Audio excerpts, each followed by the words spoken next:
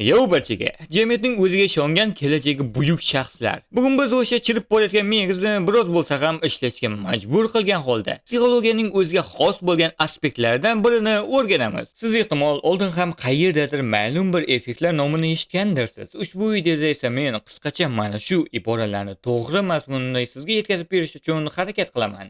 Placebo effekti. Avvalambor keling, juda ham qiziq bo'lgan bitta vaziyatni olaylik. Tasavvur qiling, siz allaqayerdagi bitta tabibdan shifo izlab borasiz. U sizga o'z duosini o'qib qo'yadi-da, hammasi joyida bo'lishini aytadi-da, sizning hamyoningizni bo'shatadi. Mayli, gap hozir bunday emas. Keyinchalik siz chindan ham o'sha tabib ko'rigidan keyin o'zingizda o'zgarishlarni his qilayotgandek bo'lasiz. Natijada chindan ham barchasi o'z-o'ziga tushmoqda deb fikrlaysiz u uzoqqa bormasdan 1-2 kun ichida yana o'z muammoingiz bosh urib ishdan kirib keladi. Placebo effekti bamisoli siz ma'lum bir hodisa ortidan o'zingizga ishonch orttirishingiz va xuddi o'sha vaziyat orqali shunga erishganingizga ishonishdir.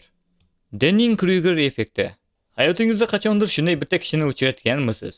U juda ham ko'p gapirmasin, gaplarda o'ziga ishonchdan boshqa hech qanday foydali mazmunni ko'rmaysiz. Har bir e'tirof qilayotgan ishlari esa quruq safsata. Umid qilaman ushbu inson xuddi siz haqingizda gapirmayapti deb. Chunki aytishim lozimki, bunday turdagi jamiyat a'zolarida kichik bilim ortidan o'z ko'zlarini ko'r qilib qo'yishgan bo'ladi. Kibr va o'z ustida ishlashdan to'xtamaslik ikkisi boshqa dunyolardir. Ko'proq izlanish va bilim olish. Ha qo'ysangchi, men usiz ham dahoman. Xuddi o'sha daholar faqatgina yuzaki bilimni egallab olib o'zini butun dunyoning 8-mo'jizasi kabi e'lon qilishadi. Shu yerda ahmoq inson va ilmli kishining farqini ko'rasiz. Bilimdon kishi doim o'zida ishlaydi. Xatolar bo'lsa to'g'rilab, har doim ishlari to'g'ri ekanligidan shubhalanadi. To'nkalarga esa buni ahamiyati yo'q. Ularga o'z nochor egosini to'ydirish bo'lsa kifoya. Biroq ishonchim komil, meni auditoriyam albatta aqlli turga kiradi. Chunki biz bilan birgalikda doim rivojlanishda to'xtamaydi axir.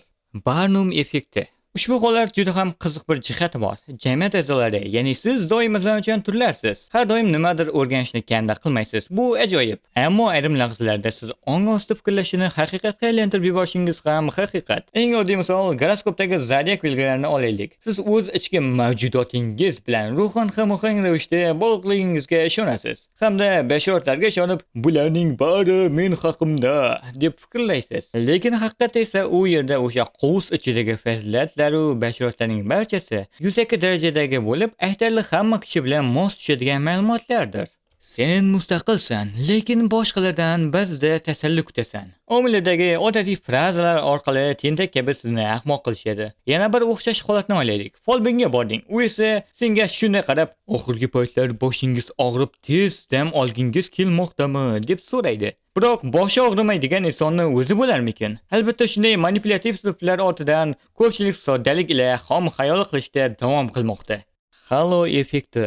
Shunday kishilar borki, siz ularni uchratganda qiyofasiga sarmast bo'lib, birinchi nigohda ular haqida o'z hukmingizni chiqarib qo'yasiz. Agar inson chiroyli kiyinsa, hurliqo jozibaga ega bo'lsa, miyangiz avtomatik ravishda u kishini boshdan nur sochadigan bamisoli farishtaga aylantiradi.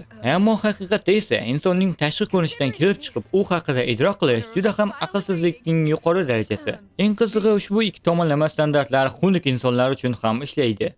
Hech kim aslida xunuk emas. Ehtimol sening umidingga to'g'ri kelmasa, sen kimnidir xunuk deyishdan oldin u kishi qanday ekaniga e'tibor berarsan. Aytgancha, uning uchun biroz idrok qilish qobiliyating kerak. Va mayli. Afsus, hozirgi vaqtda shunday o'tidagi xunuk va chiroyli deb son dunyoni oq-qorada ko'radigan jamiyat kuchga kirgan.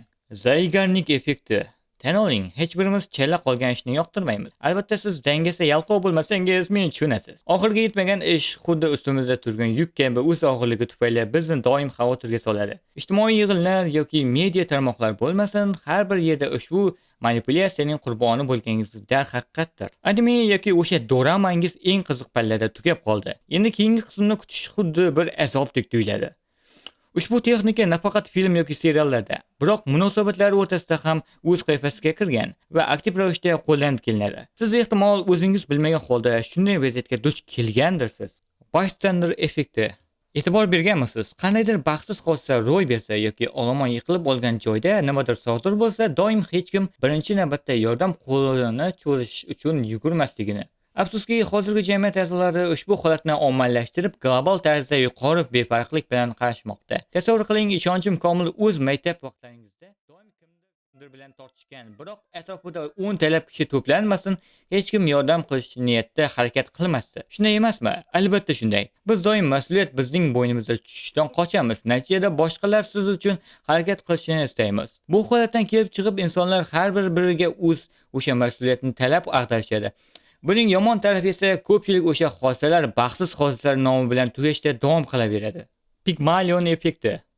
Bizga doim motivatsiya emas, disiplina bilan harakat qil, intizom abadiydir deb o'qtirishgan.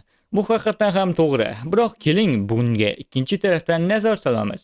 Biz qaysidir ishni boshlashimiz uchun albatta o'sha turtki va tashqi tarafdan qo'llab-quvvatlash kerak bo'ladi. Shu natijada kishilar o'ziga ishonchini kuchaytiradi, harakat uchun yoqilg'i topadi va davom qilishdan to'xtashmaydi. Sen buni uddalaysan, qo'lingdan keladi degan gapning o'zi kifoya. U albatta ishonch beradi. Siz o'ziga hurmati yo'q bo'lgan imbetsit bo'lmasangiz albatta. Spotlight effekti. Ushbu holat bosh qahramon sindromiga juda ham yaqin, ammo bu vaziyatda biroz chegaralashgan va negativ tarzda ishlaydi. Ushbu effektda butun dunyo siz haqingizda gapirmoqda, hamma siz bilan ovvora, ularning ko'zi faqat sizda degandek tuyuladi. Ammo haqiqatli nazar bilan boqsak, aslida hammasi ham bunchalik chuqur emasligini aniqlaymiz. Chunki odamlarning o'z muammolari yetib ortib turibdi-yu, nega sizni o'ylab battar o'ziga ortiqcha yuk orttirish lozim ekan? Siz muhim inson emassiz demayman. Hammamiz individuallarmiz. Shu bois neki qilmang, unutmaslik joiz. Sizni har doim ham kuzatishmayapti va siz e'tibor markazida emassiz. Bunga shular edi, obunachilar. Like bosib obuna bo'lib qo'ying. Biz esa yana keyingi videolarda ko'rishamiz.